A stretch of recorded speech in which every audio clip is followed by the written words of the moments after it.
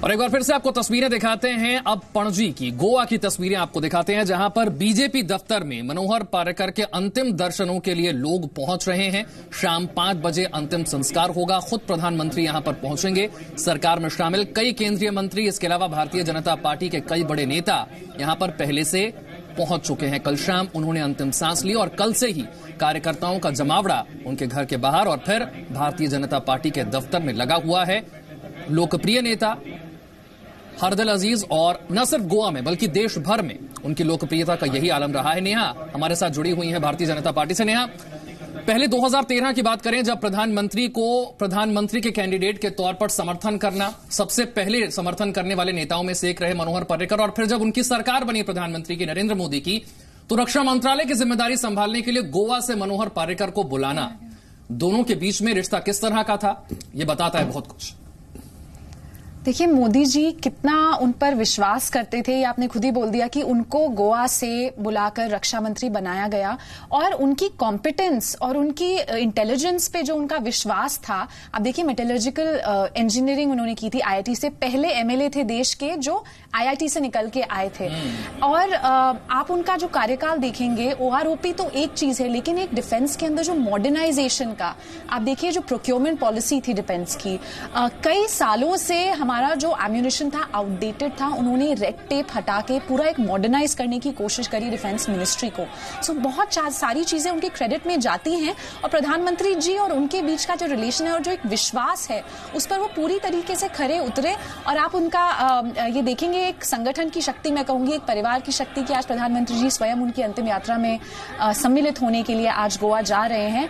तो मनोहर पर्रिकर जी की मुझे नहीं लगता कि मेरे पास शब्द हैं उनकी तारीफ में कुछ कहने के लिए। सामने जो आपको जमावड़ा दिख रहा है, लाखों लोग जो आज इकट्ठे हो रहे हैं गोवा में, ये सबूत है कि किस तरीके के नेता वो थे और क्या उनका कद था राजनीति में। टी.आर. रामचंद्रन साहब, इस बात का जिक्र कई बार प्रधानमंत्री अलग अलग मंचों से कर चुके हैं कि जब हम सत्ता में आए उस वक्त रक्षा मंत्रालय से, रक्षा डील से जुड़े हुए फैसले लेने में रक्षा मंत्री जो इससे पहले थे वो काफी हिचकिचाते थे, लेकिन मनोहर पर्रिकर ने कहीं हिचकिचाहट नहीं दिखाई। जो बड़ा फैसला वो लेना चाहते थे वो फैसला उन्होंने लिया। इस पर मैं आपसे जवाब लूं, लेकिन इससे पहले कला एकेडमी अब पार्थिव शरीर को ले जाया जा रहा है। भारतीय जनता पार्टी के दफ्तर में 1 घंटे तक पार्थिव शरीर को रखा गया था। यहां पर बीजेपी के कार्यकर्ता बड़ी संख्या में पहुंचे।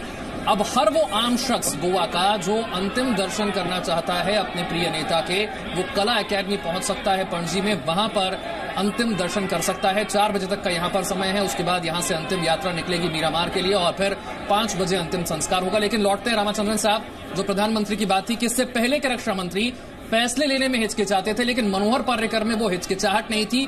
जो फैसला सेना के पक्ष में था, देश के पक्ष में था, उससे लेने में कोई हिचकिचाहट नहीं हुई, तभी जल्दी फैसले हो पाए। मेरे ख्याल में इस पे कोई दो राय नहीं है, ये बात बिल्कुल सच है। एक दृढ़ता थी, एक विजन था। के साथ मैं आपको रोकना चाहूंगा। केंद्रीय मंत्री श्रीपद नाइक साहब इस वक्त हमारे साथ फोन लाइन पर जुड़ गए हैं।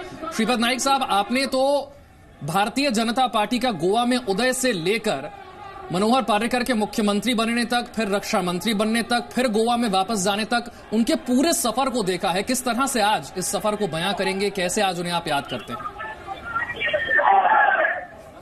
हेलो जी, हेलो श्रीपद नायक साहब, दुख की घड़ी है। अगर आपको मेरी आवाज मिल पा रही है, हम तस्वीरें दिखा रहे हैं इस वक्त, पणजी की तस्वीरें, जहां पर बड़ी संख्या में भारतीय जनता पार्टी के कार्यकर्ता और आम लोग अंतिम दर्शनों के लिए पहुंचे हुए हैं मनोहर पर्रिकर जी के। आप आज किस तरह से उन्हें याद करते हैं?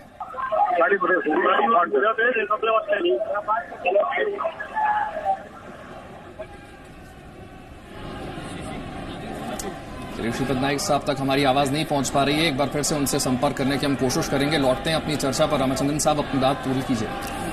देखिए, आपने बिल्कुल सही कहा कि इससे पहले, मोदी साहब की सरकार से पहले जो रक्षा मंत्री थे एंटनी साहब, मेरे ख्याल में उनने कुछ डिसीजंस लेने की कोशिश की, पर उसके बीच में बड़े से एलिगेशंस आ गए कि घपला घोटाला हो रहा है, तो उन्होंने हर चीज को दरकिनार कर दिया और 5 साल निकल गए, कुछ हुआ नहीं।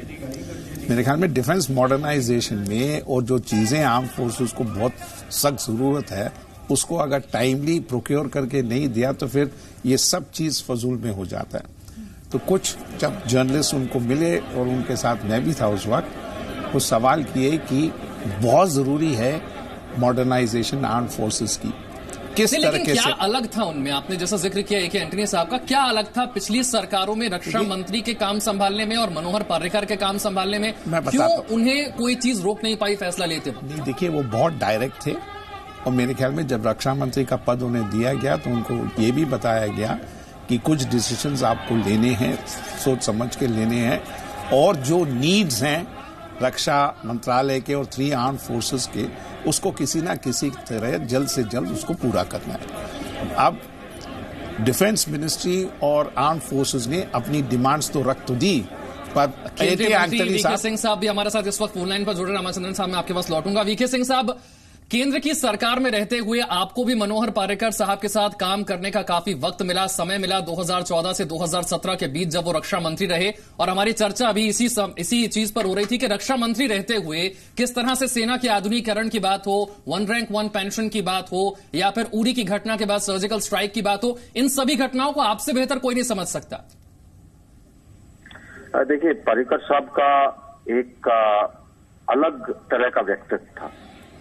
सरल थे, सुगम थे, सादा थे, सादगी थी, और इसके साथ साथ बहुत प्रखर बुद्धि वाले थे।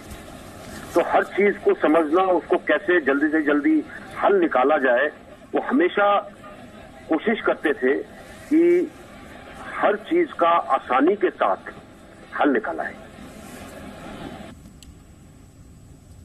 बहुत बहुत शुक्रिया वीके सिंह साहब हमारे साथ जुड़ने के लिए। तो तस्वीरें एक बार फिर से हम आपको दिखा दें। भारतीय जनता पार्टी के दफ्तर से अब कला एकेडमी लेकर जाया जा रहा है पार्थिव शरीर को, जहां पर आम लोग जो अपने प्रिय नेता के अंतिम दर्शन करना चाहते हैं वो वहां पर पहुंच सकते हैं, और उसके बाद 4 बजे अंतिम यात्रा निकलेगी, 5 बजे अंतिम संस्कार होगा मनोहर पर्रिकर का।